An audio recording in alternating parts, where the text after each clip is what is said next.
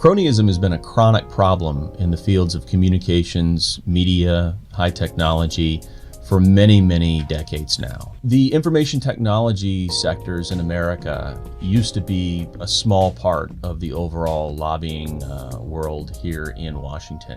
But since the turn of the century, lobbying by high technology companies and internet companies and computing companies has roughly doubled, up to almost $400 million now. Some of these innovators, and we're talking companies like Google and Apple and Microsoft, Facebook, Twitter, are opening up huge lobbying shops and trying to influence policy. And the problem is, over time, as they spend more and more time here in the Beltway and less time in the marketplace, they end up trying to make politicians happy more than trying to make consumers happy. Today's cronyism tends to be more about tax credits, tax breaks, and tax incentives, and not just at the federal level, but also the state and local level. And then there's the broader and more serious cost here, which is the cost to the companies themselves in terms of dulled entrepreneurialism and innovation, if you will. Every dollar that a tech company spends trying to influence Washington or state regulators and lawmakers is a dollar that they could have spent developing the next iPhone or the next Android device or whatever else. Another big problem with cronyism is the fact that it makes Washington or state regulators feel as if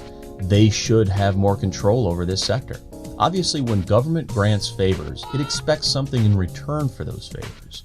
And in this case, it expects to have more of a say over the future direction of these industries or the technologies that they produce. So the last thing we want is for America's high technology sector, which has been remarkably innovative and entrepreneurial through its history, to become more like, say, agriculture or traditional transportation markets, where you've had very heavy-handed government activism and cronyism at work for many, many decades in this country. There are many different ways to get the problem of cronyism under control before it spreads in the high technology sector.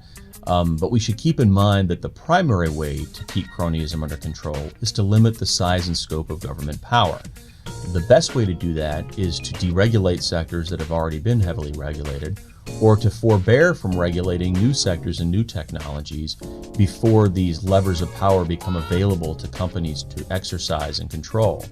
And so whether we're talking about wireless policy in this country, media policy, communications, other types of technologies, there are other ways to provide important public goods than to expect companies to do it through specific favors or subsidies or government programs.